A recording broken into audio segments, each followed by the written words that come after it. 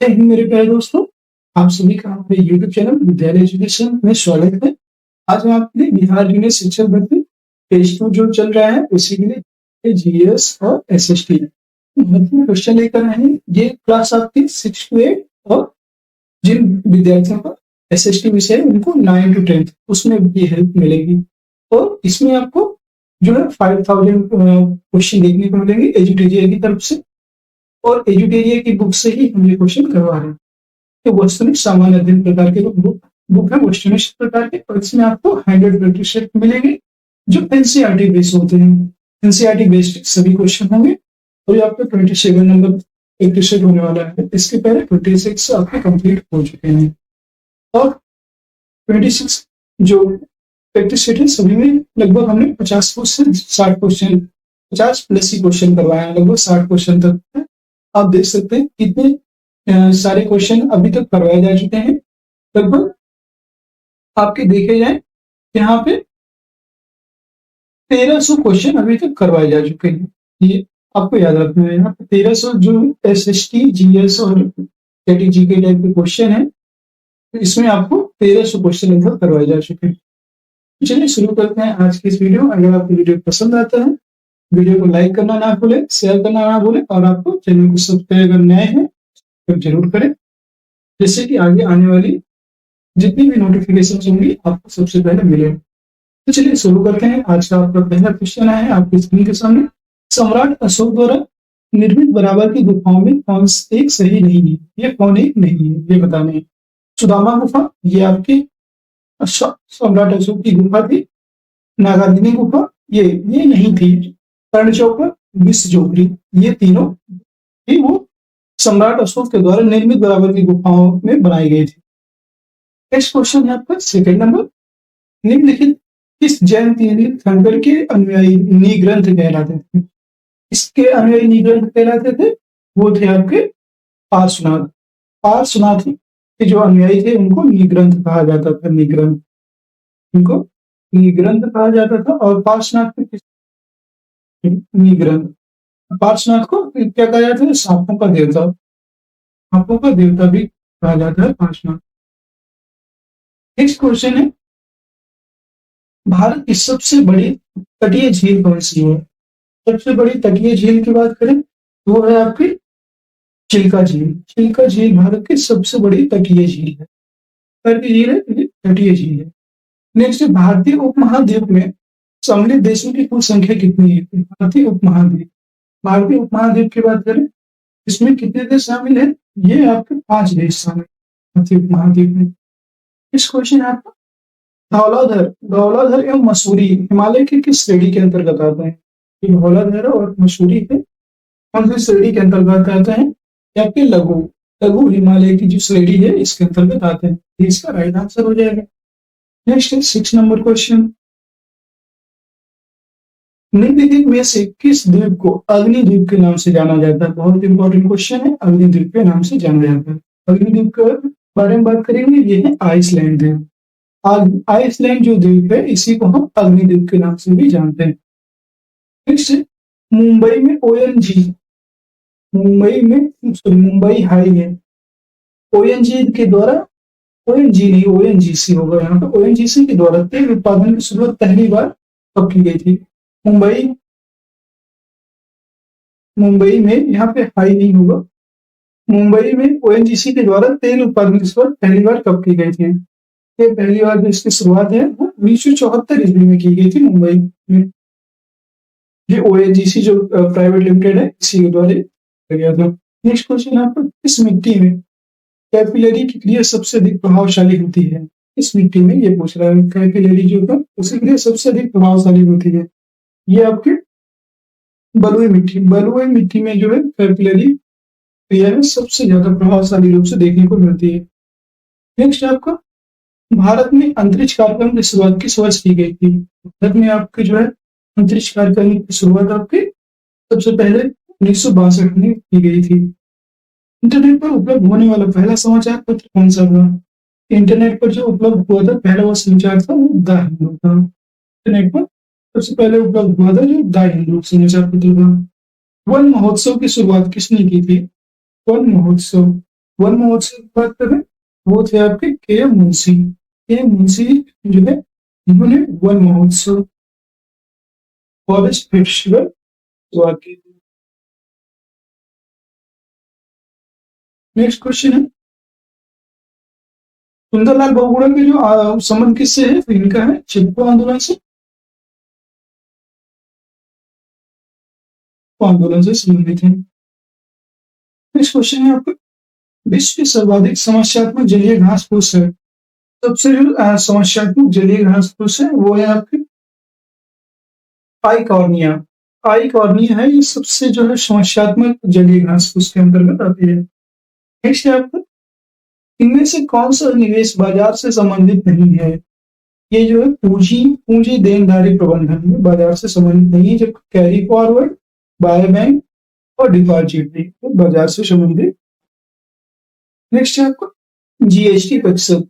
GST परिषद के अध्यक्ष निम्न में से कौन होते हैं। जीएसटी परिषद जो होती है उसके अध्यक्ष होते हैं, ये होते हैं आपके वित्त मंत्री। जो वित्त मंत्री हैं ये जीएसटी परिषद के अध्यक्ष होते हैं। और वर्तमान वित्त मंत्री कौन है, ये है आपके निर्मला सीतारमण। निर्मला सीतारमण वर्तमान में आपके वित्त मंत्री हैं। नेक्स्ट है, निम्न में से कौन प्रत्यक्ष कर का उदाहरण नहीं है। प्रत्यक्ष कर की बात करें, प्रत्यक्ष कर जो है इसमें आपको कौन सा नहीं होगा, वो है आपका बिक्री कर। बिक्री कर जो होता है सेल्स टैक्स, ये आपको प्रत्यक्ष कर नहीं होता, ये अप्रत्यक्ष कर है।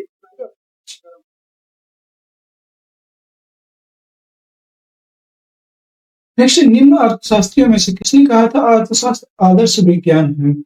आदर्श अर्थशास्त्र आपका आदर्श विज्ञान है, ये कथन किसने कहा था। कहने वाले थे आपके मार्शल। मार्शल जी ने आदर्श अर्थशास्त्र आदर्श विज्ञान है इस कथन को कहा। नेक्स्ट है आपका, भारतीय संविधान के अनुच्छेद, इस अनुच्छेद के अंतर्गत नियंत्रक महालेखा परीक्षक की नियुक्ति होती है। भारतीय संविधान के इस अनुच्छेद के अंतर्गत यह है अनुच्छेद 148। अनुच्छेद 148 के तहत नियंत्रक महालेखा परीक्षक के यह नियुक्ति होती है। नेक्स्ट क्वेश्चन है आपका 80 नंबर, इस संविधान संशोधन द्वारा भूतपूर्व पुर्तगाली अंत क्षेत्र को भारत में शामिल कर केंद्र शासित प्रदेश का दर्जा दिया गया। भूतपूर्व पुर्तगाली अंत क्षेत्र को किसमें शामिल केंद्र शासित प्रदेश में शामिल करने का दर्जा प्राप्त हुआ था, वो था आपका 12वां संविधान संशोधन। 12वें संविधान संशोधन द्वारा भूतपूर्व पुर्तगाली अंत क्षेत्र को भारत में शामिल कर केंद्र शासित प्रदेश का दर्जा दिया गया। नेक्स्ट है आपका 19 number, British doctor Rajendra Prasad संविधान सभा के निम्न में से किस समिति के अध्यक्ष नहीं थे। इसमें से प्रक्रिया एवं नियम समिति, इसके प्रक्रिया एवं नियम समिति के थे, संचालन समिति के भी थे, वित्त एवं कर्मकारी समिति के थे और अल्पसंख्यक समिति, अल्पसंख्यक समिति के नहीं थे। अल्पसंख्यक समिति की बात करें तो इसके थे सरदार वल्लभ भाई पटेल। सरदार वल्लभ भाई पटेल इनके अध्यक्ष थे अल्पसंख्यक समिति के। प्रांतीय समिति की बात करें तो प्रांतीय समितियों के भी अध्यक्ष कौन थे, वो थे सरदार वल्लभ भाई पटेल। नेक्स्ट 20 नंबर क्वेश्चन है आपका, कि ब्रिटिश भारत में कानून निर्माण प्रक्रिया में भारतीय प्रतिनिधियों को शामिल करने की शुरुआत किस अधिनियम द्वारा किया गया। तो ब्रिटिश भारत में कौन से अधिनियम के द्वारा कानून निर्माण प्रक्रिया में भारतीय प्रतिनिधियों को शामिल करने की शुरुआत की गई, ये आपको बताना है। तो जो इसमें भारत परिषद अधिनियम, भारत परिषद अधिनियम 1861 था। 1861 का जो भारत परिषद अधिनियम है, इसी के द्वारा ब्रिटिश भारत में कानून निर्माण की जो प्रक्रिया थी उसमें भारतीय प्रतिनिधियों को भी शामिल किया गया था। नेक्स्ट, निम्नलिखित में से किस अनुच्छेद के अंतर्गत राज्यों में पंचायतों का चुनाव कराया जाता है। अनुच्छेद के अंतर्गत यहाँ पे स्पेशल है राज्यों में चुनाव जो राज्य में होते हैं उनमें पंचायतों का चुनाव किस अधिनियम के अंतर्गत होता है, सॉरी किस अनुच्छेद के अंतर्गत होता है। तो ये अनुच्छेद है आपको अनुच्छेद 243 की, अनुच्छेद 243 के द्वारा ही राज्यों में पंचायतों का चुनाव होता है। पंचायतों का चुनाव नेक्स्ट, भारत में संविधान सभा के गठन का विचार किसने रखा था? संविधान सभा के गठन का विचार वो थे आपके एम.एन. रॉय। इन्हीं का पूरा नाम है मांगेंद्र नाथ रॉय। रॉय का पूरा नाम था। नेक्स्ट क्वेश्चन है आपका, अवशिष्ट शक्तियों का केंद्र में निहित होने का सिद्धांत भारतीय संविधान के किस देश से लिया गया है? अवशिष्ट शक्तियों, अवशिष्ट शक्तियों की बात करें, ये आपका लिया गया है कनाडा के संविधान से। कनाडा के संविधान से अवशिष्ट शक्तियां लिया गया है। और यहाँ पे संयुक्त राज्य अमेरिका की बात करें, यहाँ संयुक्त राज्य अमेरिका से आपको फंडामेंटल राइट है, न्यायिक पुनरावलोकन है, संविधान की सर्वोच्चता है, न्यायपालिका का गठन एवं शक्तियां, ये सभी अमेरिका के संविधान से लिया गया है। फ्रांस के संविधान की बात करें तो फ्रांस के संविधान से गणतंत्र की जो गणतंत्र आपको फ्रांस के संविधान से लिया गया है। ब्रिटेन की बात करें तो ब्रिटेन से संघात्मक व्यवस्था संसदीय प्रणालियां जो है लिया गया है ब्रिटेन के संविधान से। नेक्स्ट क्वेश्चन है, चंद्रगुप्त के शत्रुओं के विरुद्ध चाणक्य ने जो चालें चली, उनकी विस्तृत कथा निम्न से किसमें मिलती है? चंद्रगुप्त के शत्रु थे, उनके विरुद्ध चाणक्य ने चालें चली, उनकी जो विस्तृत कथा है वो आपको मिलेगी कहाँ पे? ये मिलती है मुद्रा राक्षस, विशाख दत्त। मुद्रा राक्षस किसका ग्रंथ था? ये था विशाख दत्त। विशाख दत्त के मुद्रा राक्षस में इनकी कथाएं मिलती हैं। और अर्थशास्त्र की बात करें, ये किसका? चाणक्य का जो है ग्रंथ था अर्थशास्त्र। और इंडिका की बात करें तो ये थी मेगास्थनीज की पुस्तक थी इंडिका। चाणक्य की पुस्तक का नाम था अर्थशास्त्र। नेक्स्ट क्वेश्चन है आपका, हड़प्पा लिपि में बड़े आकार के 10 चिन्हों वाला एक शिलालेख कहाँ से था? 10 चिन्हों वाला एक शिलालेख कहाँ से प्राप्त हुआ? ये आपका धौलावीरा जो कहाँ स्थित है? गुजरात। धौलावीरा गुजरात से जो है 10 चिन्हों वाला शिलालेख प्राप्त हुआ। नेक्स्ट, समुद्रगुप्त के प्रयाग प्रशस्ति वाले स्थान पर निम्नलिखित में से किसका लेख मिलता है? समुद्रगुप्त के जो प्रयाग प्रशस्ति है, इसी स्तंभ से आपको जहांगीर शासक का उल्लेख मिलता है। और इससे प्रयाग प्रशस्ति से और किसका मिलता है? तो वो है समुद्रगुप्त। वंश के शासक समुद्रगुप्त का भी प्रयाग प्रशस्ति से इनका नाम मिलता है। ठीक है, खजुराहो मंदिर का संबंध में से किस धर्म से है? खजुराहो मंदिर जो है इसका संबंध है आपका हिंदू धर्म और जैन धर्म, इनसे संबंधित इसका राइट आंसर हो जाएगा। तो खजुराहो मंदिर किसने बनवाया था? तो खजुराहो का मंदिर है वो बनवाए थे चंदेल शासकों ने, चंदेल वंशी शासकों ने बनवाए थे। इन्होंने खजुराहो के मंदिरों का निर्माण कराया। नेक्स्ट है, द्वितीय संगम का आयोजन निम्नलिखित में से कहाँ किया गया था? द्वितीय जो संगम है इसका आयोजन आपका कपाटपुरम में करवाया गया था, द्वितीय संगम का आयोजन। नेक्स्ट है, गुलरुखी शीर्षक से पारसी कविताएं लिखने वाला सुल्तान कौन था? बहुत बार पूछा गया ये क्वेश्चन। गुलरुखी नाम जो शीर्षक है उस कविताएं लिखी थी वो थी सिकंदर लोदी ने गुलरुखी नाम से कविताएं लिखना शुरू किया था। और सिकंदर लोदी ने ही 1504 ईस्वी में क्या किया था? आगरा शहर की स्थापना। पूछता है कि आगरा की स्थापना किसने की? तो वो था सिकंदर लोदी। और कब करवाया था? 1504 ईस्वी में। नेक्स्ट, निम्न में से किसने अंग्रेजी स्वर्ण मुद्रा को भारत की कानूनी मुद्रा घोषित किया था? अंग्रेजी जो स्वर्ण मुद्रा थी उसको भारत की लीगल करेंसी या कानूनी मुद्रा घोषित किया। वो थे आपके लॉर्ड कर्जन जो थे, इन्होंने अंग्रेजी स्वर्ण मुद्रा को लीगल करेंसी के रूप में घोषित कर। नेक्स्ट है, व्यापार संबंधी भौतिक संपत्ति अधिकारों के निम्न विषय हैं। व्यापार संबंधित बौद्धिक संपत्ति अधिकारों के निम्न विषय हैं। इसे बताने कौन कौन से विषय हैं?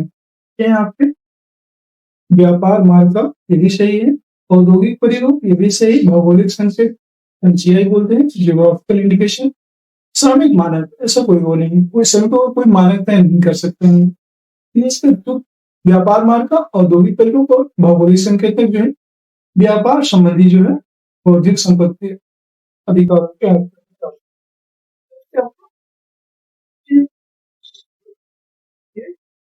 एक तरफ दिया हुआ है आपके आंदोलन या विद्रोह प्रभावित क्षेत्र। इस आंदोलन से कौन से क्षेत्र प्रभावित हुआ थे, यह आपको बताना है। ये 32 ऑप्शन 32 का देखेंगे आप। फकीर विद्रोह, फकीर विद्रोह की बात करें ये हुआ था आपका बंगाल में। फकीर विद्रोह बंगाल में हुआ था। कुका जो आंदोलन है ये आपका हुआ था पंजाब वाले इलाके में। मोपला विद्रोह ये आपका केरल वाले इलाके में हुआ था। और खासी विद्रोह, खासी विद्रोह की बात करें तो असम में हुआ। A1B3 A1B3 ऑप्शन स्ट्राइक जाएगा। Next question, women's India association के संस्थापक कौन थे? वुमेन्स इंडिया एसोसिएशन के संस्थापक कौन थे? वो यहाँ पे लेडी सदाशिव अय्यर, लेडी सदाशिव अय्यर जो थे women's India association WIA women's India association के संस्थापक थे। निम्नलिखित में से कौन सा एल्युमिनियम का अयस्क नहीं है? अभी तक आपको देखिए हिस्ट्री के क्वेश्चन चल रहे थे, हिस्ट्री मिली, क्वालिटी मिली और ज्योग्राफी मिली। अब आप क्या आगे यहाँ से साइंस के क्वेश्चन।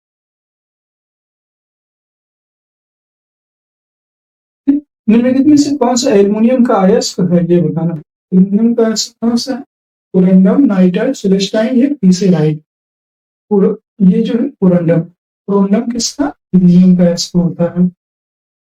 पुराने तेल चित्रों के रंगों का फिर से उभारने के लिए किसका प्रयोग किया जाता है? पुराने तेल जो तैल चित्र होते हैं उनको फिर से उभारने के लिए हम जो है हाइड्रोजन पेरोक्साइड, हाइड्रोजन पेरोक्साइड का प्रयोग करते हैं। नेक्स्ट है आपका 36, आवर्त सारणी में किस ब्लॉक के सभी तत्व भाग में है?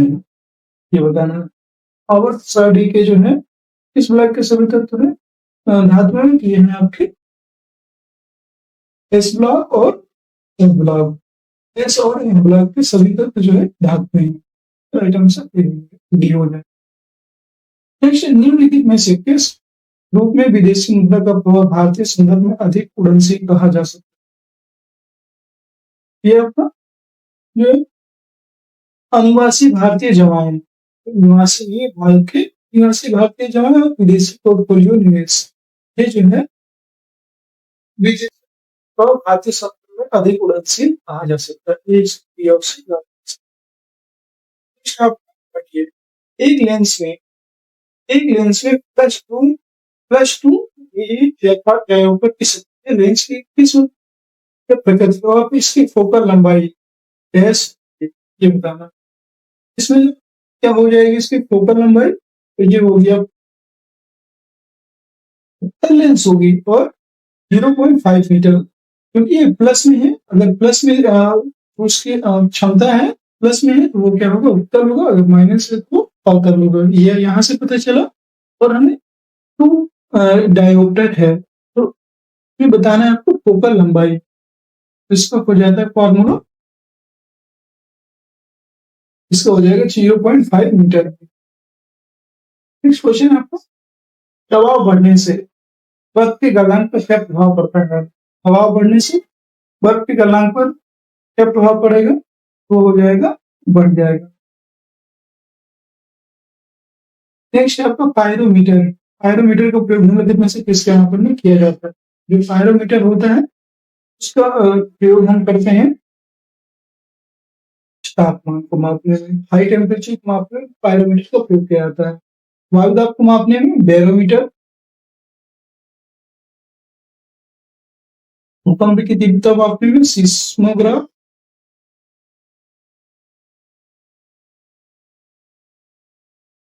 नेक्स्ट क्वेश्चन है, उत्पादन कीमत सूचकांक क्या मापता है? उत्पादन जो कीमत सूचकांक है ये आपका उत्पादित वस्तुओं और सेवाओं की कीमत के औसत परिवर्तन को मापता है। ये इसका काम होता है। नेक्स्ट है आपका, नाभिक के अलावा उसके भी किस कोशिकांग में DNA होता है? DNA, और यहाँ पे बताना है कि नाभिक के अलावा किस कोशिकांग में होता है। नाभिक के अलावा आपका जो माइटोकॉन्ड्रिया होता है, माइटोकॉन्ड्रिया में भी डीएनए पाया जाता है। नेक्स्ट है लाल रक्त कोशिकाओं की औसत आयु कितनी होती है? लाल रक्त कोशिकाओं आरबीसी रेड ब्लड सेल्स में बोलते हैं, और इनका जो औसत आयु होती है ये आपके 120 दिन होती है। नेक्स्ट निम्नलिखित में से कौन एक लिंगी है, इसे बताना। कौन सा आपका एक लिंगी पौधा है, सॉरी एक लिंगी है यहाँ पे, ये बताना है। आपका जो एस्केरिस है ये एक लिंगी। नेक्स्ट है सूची 1 को सूची 2 से सुमेलित करना है यहाँ पे, और बताना है लाइपेज की बात करें, लाइपेज जो है कार्बोहाइड्रेट से पाचन पे मतलब आसानी होता है इससे, और सॉरी लाइपेज का जो होता है कि लाइपेज वसा विघटन में मतलब हेल्प करता है। और एमाइलेज, ये सभी एंजाइम है, तो एमाइलेज का प्रयोग हम प्रोटीन के पाचन में करते हैं। इरेप्सिन का प्रयोग जो है पॉलीपेप्टाइड को अमीनो एसिड में परिवर्तन कर होता है। ट्रिप्सिन का कार्बोहाइड्रेट में होता है। तो राइट आंसर हो जाएगा सी ऑप्शन। नेक्स्ट क्वेश्चन है आपका, निम्नलिखित में से कौन सा कार्य शरीर में हीमोग्लोबिन का है? हीमोग्लोबिन का जो कार्य होता है वो उसका राइट आंसर है ऑक्सीजन का प्रवाह। तो हीमोग्लोबिन अर्थात ब्लड का जो कार्य है ऑक्सीजन का प्रवाहन करना, ये इसका मेन कार्य होता है।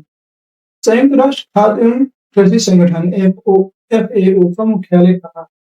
संयुक्त राष्ट्र खाद्य एवं कृषि संगठन का मुख्यालय है। नेक्स्ट आपको गोलकुंडा का किला किस राज्य में स्थित?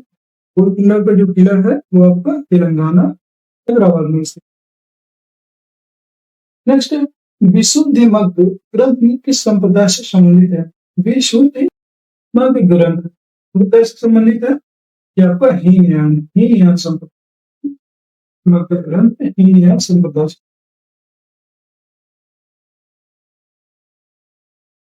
आज की क्लास का लास्ट क्वेश्चन है 50 नंबर, जय संहिता के नाम से विख्यात हुआ।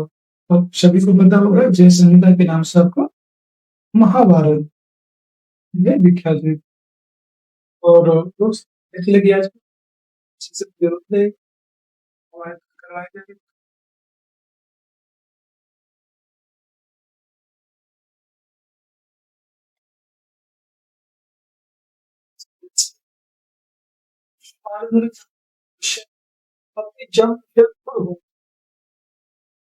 ये भी हमारी आपसे हम भी यही चाहते हैं कि आपको सारी जितने भी वीडियो हैं सभी से बहुत हेल्प मिले और आपके क्वेश्चन सॉल्व करने में आपको आसानी हो। आज के लिए इतना ही। अगर वीडियो पसंद है तो वीडियो को अगेन लाइक शेयर सब्सक्राइब करिए। जय हिंद जय भारत।